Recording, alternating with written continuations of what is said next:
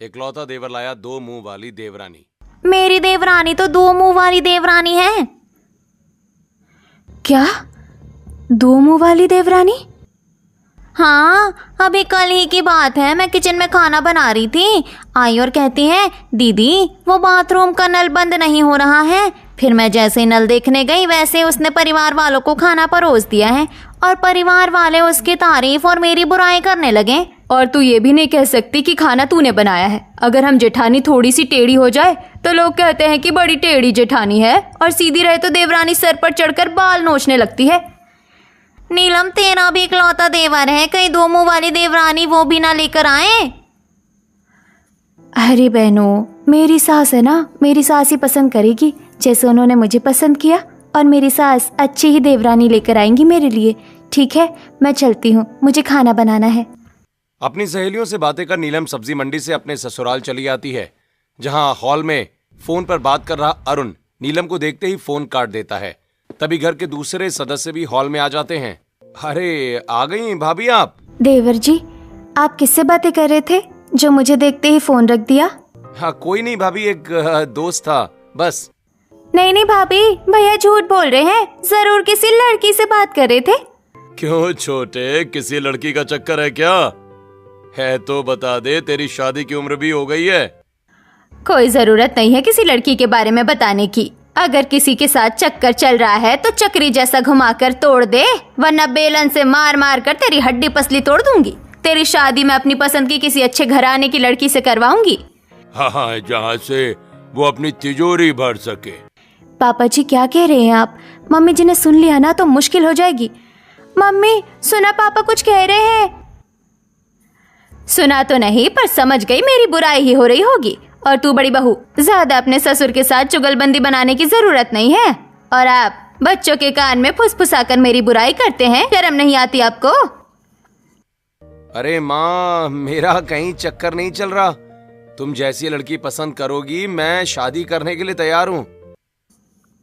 मेरा राजा बेटा, अब देख मैं कैसे तेरी चटमंगनी पटव्या करवाती हूँ।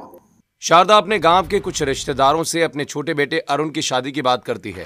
ऐसे ही कुछ दिन बीतते हैं और एक दिन शारदा को एक रिश्ता आता है। शारदा, तुमने लड़की देखने जाने का फैसला कैसे कर लिया? जिस रिश्तेदार ने लड़की के बारे में बताया है वो खुद उस परिवार को नहीं जानता। पहले लड़की की फोटो मंगाओ, परिवार के बारे में कुछ पता करो। अपने गांव के जमींदार हैं लड़की वाले, और क्या पता करना है आपको? वहीं दूसरी तरफ 2 मुंह वाली अनीता सलवार सूट पहने अपने माता पिता के साथ बातें कर रही होती है। अनीता बेटी, तेरे लिए एक अच्छे परिवार का रिश्ता आया है। कल तू अपने दूसरे मुंह को अच्छे से छुपा लेना। माँ, मैं अपने नए रिश्ते की शुरुआत झूठ की नींव पर नहीं करना चाहती। क्या बताएगी उन्हें? तेरे पास 2 मुंह हैं। सीधे तरीके से अपने दूसरे मुंह को छुपाकर शादी कर ले, वरना हम तुझे और नहीं झेलने वाले। हाँ, मैं समझ गई। मैं छुप जाऊंगा घूंघट के पीछे, बस मुझे ठीक से बांध देना। कभी कभी तो तुझसे ज्यादा समझदार तेरा ये दूसरा मुंह लगता है। ना चाहते हुए भी मुझे सच छुपाकर शादी करनी पड़ेगी। अगले दिन अनीता लाल साड़ी में तैयार अपने कमरे में अपने दूसरे मुंह को अपने पहले मुंह के पीछे लेकर आती है और एक सेलो टेप से मजबूती से चिपका देती है। फिर घूंघट ओढ़ लेती है, जिसके पीछे अनीता का दूसरा मुंह छिप जाता है। और फिर अनीता हॉल में कृष्णलाल मीनाक्षी के साथ बैठे रामलाल के परिवार के लिए चाय नाश्ता लेकर आती है और सभी को परोसती है।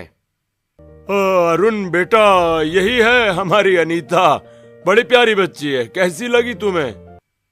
अनीता का चेहरा कितना भोला और मासूम है।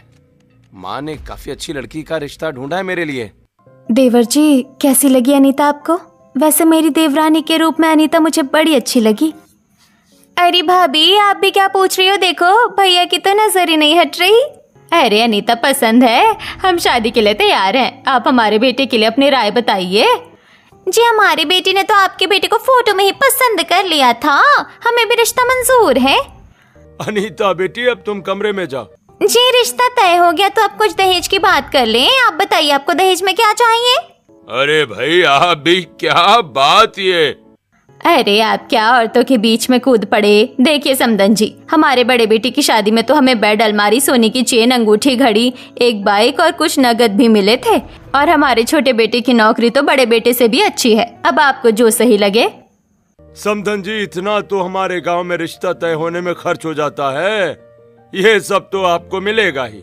इसके साथ ही हमारे गांव के बाहर एक छोटी सी जमीन है, वो जमीन और अनीता के लिए कुछ एफडी हैं, वो और फिर सोना चांदी जो हम शादी में चढ़ाएंगे वो अलग। अगर कुछ कमी लगे तो आप बता दीजिए। कृष्णलाल की बातें सुनते ही शारदा की आंखें चमक जाती हैं। शारदा खुद को पैसों की नदी में तैरते हुए सपने देखने लगती है। समधी जी, पंडित जी को बुलाइए, शादी की तारीख तय कर लेते हैं, और जरा अनीता बेटी को बुलाइए। जिसके बाद अनीता बाहर आती है तो शारदा अनीता के हाथ में लाल साड़ी और शगुन रख मंगनी कर लेती है और फिर पंडित जी से एक हफ्ते के बाद की अरुण और अनीता की शादी की तारीख निकलवाकर अरुण की शादी अनीता से करवाती है। जहां अनीता ने अपने दूसरे मुंह को घूंघट में छिपाया होता है, ऐसे ही शादी करके अरुण के साथ अपने ससुराल के दरवाजे पर अनीता खड़ी होती है। छोटी भाभी, माना आप गांव की है, पर आप हमेशा घूंघट क्यों किए रहती है? हाँ देवरानी जी, आज तो आपकी शादी थी तो घूंघट समझ में आता है, पर जिस दिन हम आपको देखने आए थे उस दिन भी आपने साड़ी पहनी थी और घूंघट किया हुआ था। खैर, अभी आप घूंघट हटा दीजिए ताकि हम अच्छे से गृह प्रवेश की वीडियो बना सके। अरे गृह प्रवेश तो हो जाए, फिर घूंघट हटा दूंगी। तुमने कुछ कहा क्या? नहीं, मैंने कुछ नहीं कहा। चुप करो तुम सब। और बड़ी बहू क्यों परेशान कर रही है अपनी देवरानी को? छोटी बहू, दाहिने पैर से कलश गिराकर गृह प्रवेश कर। अनीता दाहिने पैर से कलश गिराकर गृह प्रवेश करती है। तभी घूंघट के पीछे छिपा अनीता का दूसरा मुंह तुरंत सामने निकल आता है। हो गई मेरी गृह प्रवेश, बन गई मैं इस घर की बहू। और जेठानी जी, ये लीजिए, हटा दिया मैंने घूंघट। अनीता का दूसरा चेहरा देखते ही शारदा बेहोश होकर गिर जाती है। प्रीति डर कर रामलाल के पीछे छिप जाती है और सभी घबराकर कुछ कदम पीछे हट जाते हैं। चुड़ैल, चुड़ैल, मेरी देवरानी दो मुंह वाली चुड़ैल है। भाभी, ये कैसी देवरानी है आपकी? कहीं ये दूसरे मुंह से मुझे खा ना जाए। पापा बचाइए मुझे। अरे भैया, जल्दी पुलिस को फोन कीजिए, न जाने कौन है ये। नहीं, पुलिस को मत फोन कीजिए। मैं कोई चुड़ैल डायन या कुछ और नहीं हूँ। मैं आप लोगों की तरह एक आम इंसान ही हूँ और मेरे साथ ही आपकी शादी तय हुई थी। अगर तुम आम इंसान हो तो तुम्हारे दो मुंह क्यों हैं? और अगर मेरी शादी तुमसे तय हुई थी तो तुमने हमें ये अपने दो मुंह के बारे में क्यों नहीं बताया? अरुण, ये सब बाद में, पहले माँ को उठा और नीलम, तुम थोड़ा पानी लेकर आओ। अरुण और नीरज शारदा को उठाकर हॉल में सोफे पर लिटाते हैं। वहीं नीलम रसोई से पानी लाकर शारदा के चेहरे पर छिड़कती है, जिससे शारदा को होश आता है। कहाँ है वो दो मुंह वाली? मैं सपने देख रही थी क्या? कहाँ है मेरी छोटी बहू? ऐसे लगा उसका दो मुंह है। नमस्ते मम्मी जी, आपने सपना नहीं देखा, आपकी छोटी बहू के सच में दो मुंह है। पापा, मम्मी, आप अभी इस दो मुंह वाली के घर पर फोन कीजिए। मैं ऐसी लड़की को अपनी पत्नी नहीं मान सकता जिसके दो मुंह हो, और वो भी तब जब ये बात हम सबसे छिपाकर शादी करवाई गई हो। देवर जी, भले देवरानी जी के दो मुंह होने की सच्चाई हमसे छुपाई गई हो, पर शादी तो हुई है, और शादी के बाद शादी तोड़ना ये भारतीय संस्कार नहीं है। अगर आपने मुझे छोड़ दिया तो मैं कहाँ जाऊंगी? ये बात तुम्हें शादी से पहले सोचनी चाहिए थी। और तुम्हारे माँ पापा को तो मैं छोड़ूंगा नहीं। मेरे बेटे की जिंदगी से खेलने का हक किसने दिया उन्हें? मैंने अपने माँ बाप को कहा था कि सच्चाई बताकर शादी करते हैं, पर उन्होंने मुझे मना कर दिया। अपना दूसरा मुंह छुपाकर शादी करना मेरी मजबूरी थी, और इसीलिए कि आप लोग ज्यादा तहकीकात ना करें और तुरंत शादी हो जाए, मेरे मम्मी पापा ने आप लोगों को इतना मोटा दहेज दिया। इस दो मुंह वाली को तो मैं अपनी बहू नहीं बनाना चाहती, पर अगर इसे मायके भेजा तो साथ में सारा दहेज भी वापस करना पड़ेगा। मैं इतनी बेवकूफ नहीं हूँ कि घर आई लक्ष्मी को वापस भेज दूँ। और इस दो मुंह वाली का क्या है? जब इतने लोगों के सामने घूंघट के पीछे दूसरा मुंह छुपा लिया तो यहाँ भी जरूरत पड़ने पर छुपा लेगी। घर लाई लक्ष्मी तो घर में ही रहेगी। मुझे तो कुछ समझ नहीं आ रहा, मेरी दो मुंह वाली देवरानी को मैं क्या कहूँ? क्या बकवास किए जा रहे हैं आप लोग कब से? और अरुण, तेरी हिम्मत कैसे हुई ये कहने की कि तू इसे अपनी पत्नी का दर्जा नहीं देगा? क्या यही संस्कार दिए हैं मैंने तुझे कि शादी करके किसी लड़की को अपनी पत्नी का दर्जा मत देना, चाहे जैसी भी शादी हुई हो? पर शादी तो हुई है ना। अब से हम ही अनीता बहू के परिवार हैं। नीलम बहू, जा अपनी देवरानी को उसका कमरा दिखा। अनीता बहू हमारे साथ ही रहेगी। धन्यवाद मम्मी जी, आपका बहुत बहुत धन्यवाद। नीलम अपनी दो मुंह वाली देवरानी को अपने देवर के कमरे में पहुंचाती है, जहां अरुण कपड़े बदलकर मुंह मोड़कर लेट जाता है। वहीं ये देखकर अनीता भी दूसरी तरफ मुंह करके लेट जाती है। रात बीतती है और अगले दिन रसोई में।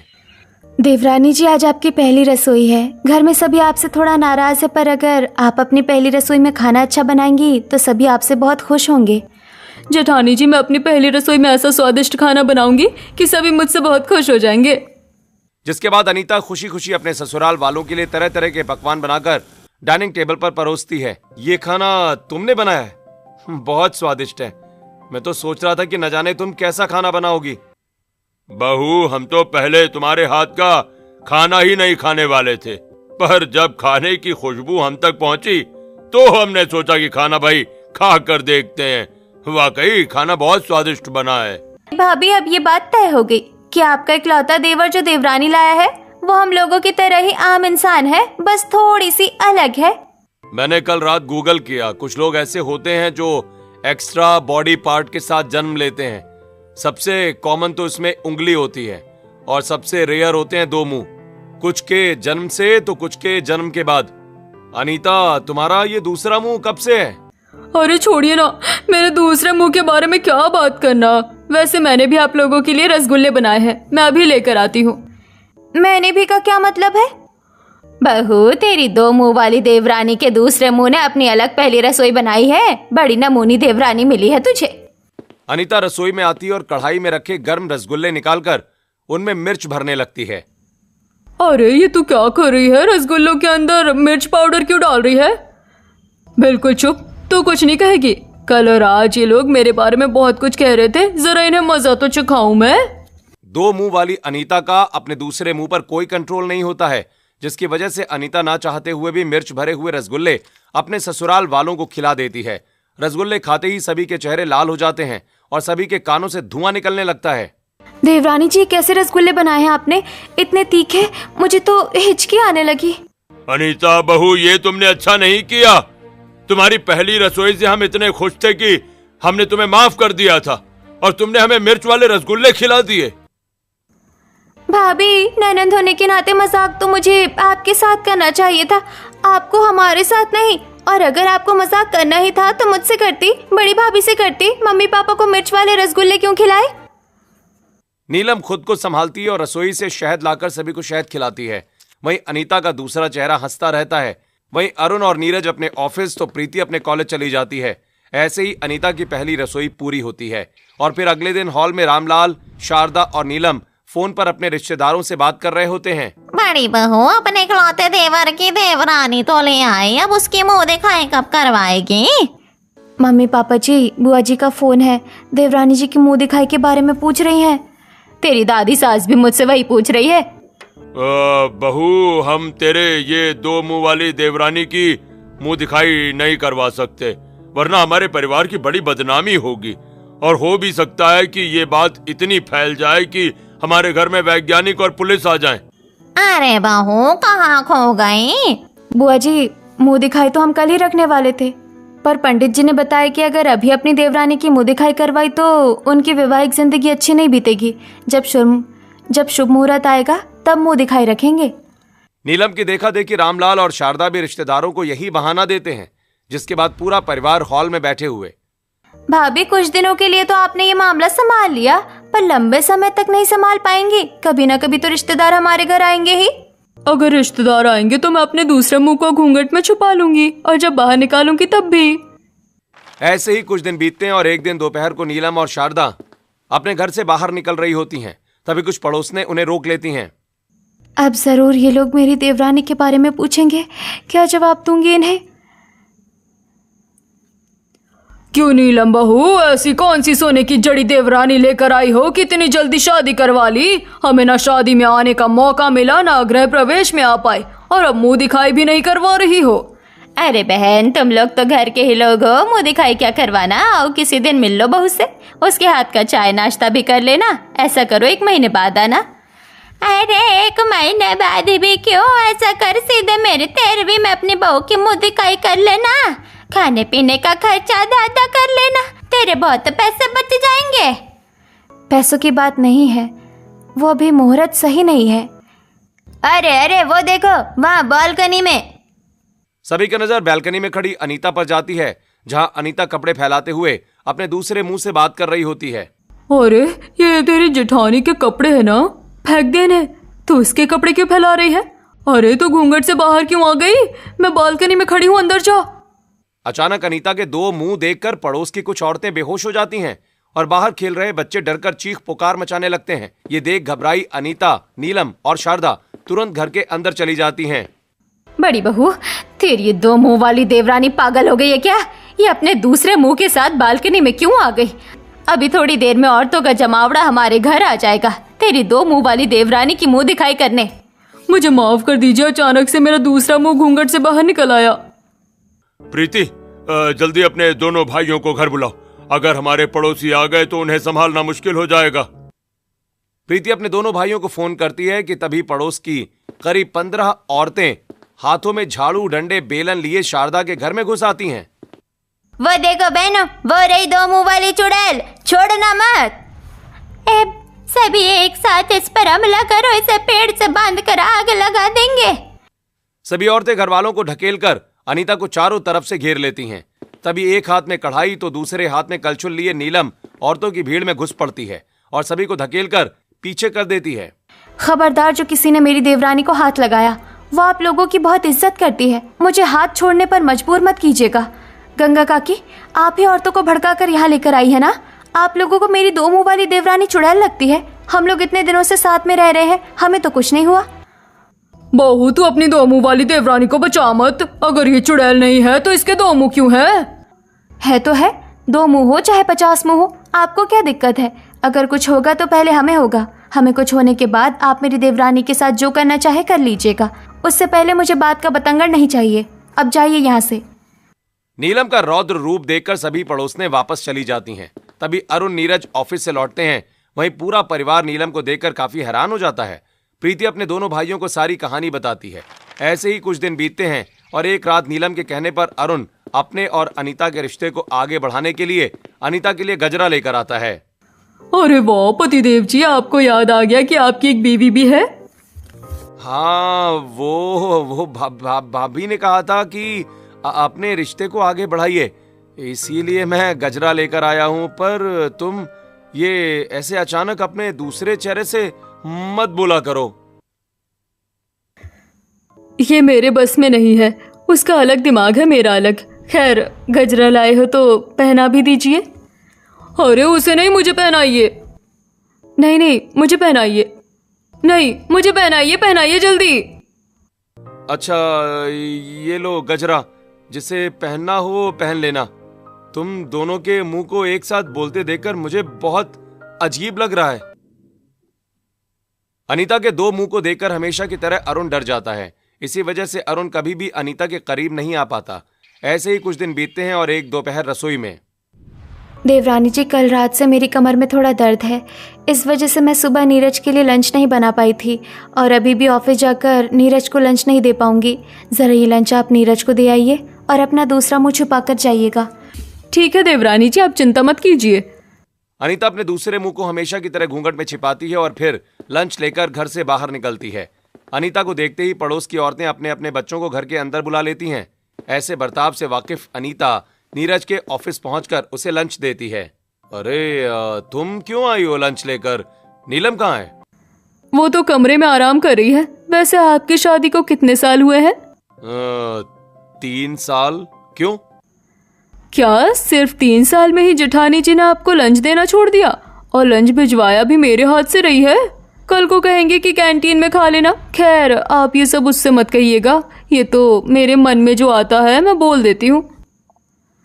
अनीता की बात नीरज के मन में बैठ जाती है। ऐसे ही कुछ दिन बीतते हैं और फिर एक रात अनीता चुपके से गरम आयरन लेकर अपने जेठ जेठानी के कमरे में आती है और अलमारी से नीरज का कोट निकालकर जला देती है और कोट वापस रखकर कमरे में चली जाती है। फिर अगली सुबह जब नीरज अलमारी से अपना कोट निकालता है, नीलम, तुमने मेरा ये ऑफिस का कोट जला दिया। मैंने नहीं जलाया है, कल शाम ही इसे प्रेस करके मैंने अलमारी में रखा था, तब तो ये नहीं जला था। देखो नीलम, अपनी गलती माना करो। अगर तुमने प्रेस किया, तुमने अलमारी में रखा, तो क्या मैं कोट जलाकर तुमसे पूछ रहा हूं किसने जलाया? आज मेरे ऑफिस में इंपॉर्टेंट मीटिंग है अब मैं कौन सा कोट पहनूं? मेरे पास तो सिर्फ एक ही कोट था।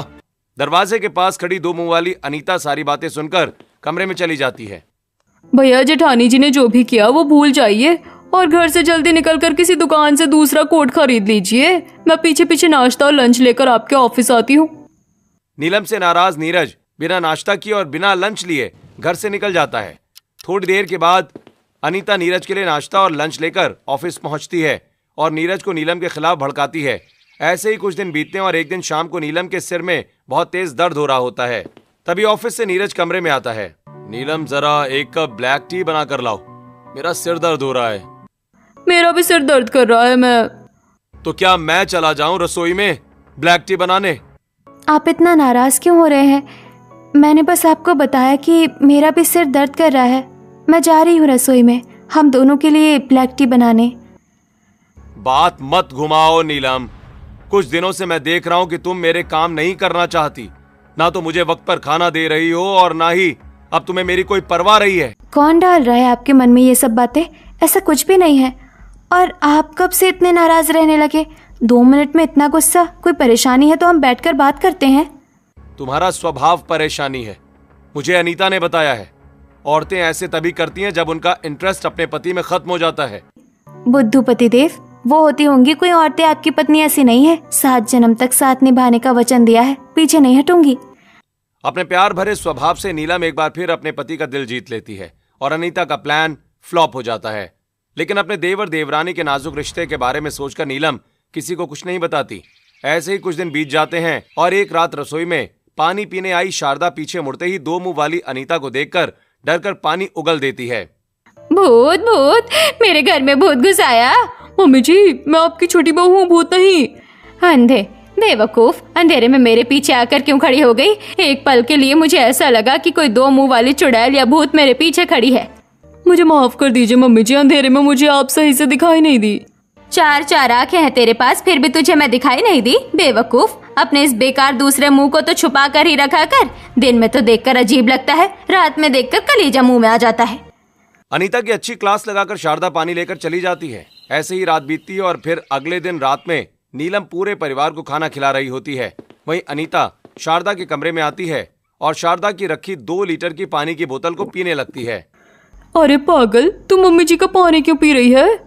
उस बुढ़िया ने मुझे बेवकूफ कहा था ना, मैं उसके कमरे में रखा सारा पानी पी जाऊंगी और जब रात में ये पानी लेने अपने कमरे से बाहर निकलेगी तब मैं सीढ़ी पर तेल डालकर इसे गिरा दूंगी। अरे तू पागल हो गई है क्या? ये गलत बात है, ऐसा मत कर। तू सुन रही है ना मेरी बात? ऐसा मत कर। अनीता कहते रह जाती है पर अनीता का दूसरा मुंह अनीता की बात नहीं मानता है। ऐसे ही रात के 2 बजते हैं। कमरे में सो रही शारदा की आंख खुलती है और शारदा जैसे ही अपनी पानी की बोतल उठाती है तो उसे खाली देखकर, मैंने तो बोतल भर कर रखा था, शायद इन्होंने पिया होगा।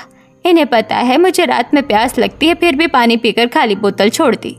शारदा मुंह बनाकर पानी पीने कमरे से बाहर निकलती है। वहीं सीढ़ियों के पीछे छिपी अनीता सीढ़ियों पर ढेर सारा तेल डाल देती है। वहीं सीढ़ियों से उतरते हुए शारदा फिसलकर गिर पड़ती है। तभी शारदा की आवाज सुनकर घर के सभी लोग अपने अपने कमरों से बाहर निकलते हैं। वहीं अनीता तुरंत शारदा को उठाती है। अरे माँ, कमर टूट गई। अरे माँ, कमर टूट गई रे। किस बेवकूफ ने सीढ़ी पर तेल डाला है? किसकी हरकत है ये? माँ, कोई जानबूझकर क्यों सीढ़ी पर तेल डालेगा? शायद किसी से गलती से गिर गया होगा। भैया मुझे पता है सीढ़ी पर तेल गलती से नहीं बल्कि जानबूझकर किसी ने गिराया है। क्योंकि अगर गलती से कोई तेल गिराता तो तेल साफ जरूर करता और तेल दूसरी सीढ़ियों पर भी फैला होता। हाँ, ये बात बिल्कुल सही है। सच बताओ, किसने तेल गिराया था? आप दोनों भाभीयों में से ही किसी ने तेल गिराया है। बस मुझे पता चल जाने दीजिए किसने किया है ये, फिर मैं उसे मजा चखाऊंगी। शारदा के प्रति प्रीति के प्यार और प्रीति के गुस्से को देख नीलम कुछ नहीं कह पाती है। वहीं अनीता अनजान बन चुप रहती है। ऐसे ही कुछ दिन बीतते हैं और फिर एक रात 3 बजे अपना प्रोजेक्ट पूरा करते करते प्रीति अपने स्टडी टेबल पर ही सो जाती है। तभी अनीता कमरे में आती है। बड़ा अपनी मम्मी के लिए प्यार आ रहा था ना, अब इसे पता चलेगा जब कॉलेज में प्रोजेक्ट की वजह से फेल हो जाएगी, वो भी तब जब 1 हफ्ते से रात भर जाकर प्रोजेक्ट बनाया हो। अनीता स्टडी टेबल पर रखा इंकपॉट प्रोजेक्ट पर गिरा देती है। अगले दिन प्रोजेक्ट खराब होने की वजह से प्रीति को प्रोजेक्ट में फेल कर दिया जाता है। प्रीति का रो रो कर बुरा हाल हो जाता है। वहीं अनीता अपने कमरे में, तू मेरी बात क्यों नहीं मानती है? क्यों अपनी मनमानी करती है? क्या मिला तुझे उस बच्ची के भविष्य के साथ खिलवाड़ करके? तेरे छोटे से बदले की वजह से उसे दोबारा एग्जाम देना पड़ेगा, बेवकूफ कहीं की। ज्यादा भोली मत बन, मैं तेरे अंदर की शरारत, ईर्ष्या और घमंड हूँ। तुम मुझे नहीं रोक पाती है, तेरी गलती है। दरवाजे पर खड़ी नीलम अनीता को अपने दूसरे मुंह से इस तरह बातें करते हुए देखकर कमरे में चली आती है। देवरानी जी, प्रीति का प्रोजेक्ट आपने खराब किया और माँ जी को भी आपने गिराया, और मुझे नीरज ने बताया कि आपने कैसे उसे मेरे खिलाफ भड़काया। क्यों कर रही हैं आप ऐसा? जेठानी जी, ये सब मैंने नहीं, मेरे इस दूसरे चेहरे ने किया है। दूसरे चेहरे ने किया या आपने किया? एक ही बात है।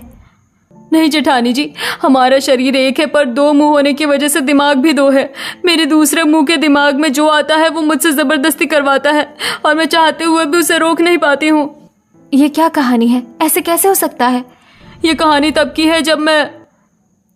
क्या करेगी तू जानकर? बड़ी चौधरी बनने वाली है, वरना किसी दिन तेरा मामला भी फिट कर दूंगी। नीलम चुपचाप अपने कमरे से निकल जाती है और किसी को कुछ नहीं बताती। ये देख अनीता काफी हैरान रह जाती है। ऐसे ही कुछ दिन बीतते हैं और एक दोपहर रसोई में। जेठानी जी, उस दिन की बात आपने घर वालों को नहीं बताई? हाँ देवरानी जी, क्योंकि उन कामों में आपकी गलती थी, साथ नहीं। गलती? मेरी क्या गलती थी? क्योंकि आप अपने असली रूप में जानबूझकर अपने दूसरे चेहरे को रोक सकती हैं, पर आप उसके सामने कमजोर बन जाती हैं। खैर, ये रसगुल्ले लेकर बाहर आइए, और इस बार रसगुल्ले के साथ कोई शरारत नहीं। रसगुल्ले में सुपारी डाल दे, सबके दांत टूट जाएंगे, मजा आएगा। तेरी शरारत लोगों के लिए आफत बन गई है। रुक, तुझे बताती हूँ। अनीता अपने दूसरे चेहरे को एक थप्पड़ मारती है और रसगुल्ले डाइनिंग टेबल पर परोसती है। ऐसे ही कुछ दिन बीतते हैं और एक दिन शारदा नीलम को नोटों का बंडल देती है। बड़ी बहू, मुझे ऑनलाइन किसी को पैसे भेजना है, बहुत अर्जेंट है, इसे बैंक में जमा कर दे। मुझे तो रसोई बनानी है। देवरानी जी, ये पैसे आप जमा कराइए। ठीक है अनीता बहू, तू चली जा, पर अपने दूसरे चेहरे को छुपाए रखना। अनीता पल्लू में दूसरे चेहरे को छुपाकर पैसे लेकर घर से निकलती है। वहीं सुनसान रास्ते में अनीता का दूसरा चेहरा पल्लू से बाहर निकल आता है।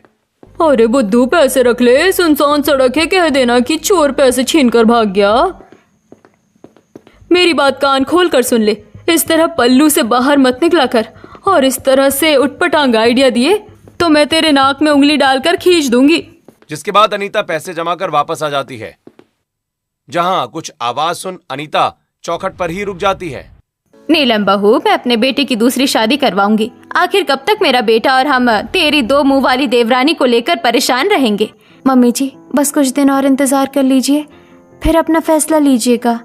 कैसे ठीक हो जाएगा? तू तो ऐसे कह रही है जैसे तुझे कुछ पता है या कोई उपाय। ऐसा कुछ है तो हमें भी बता।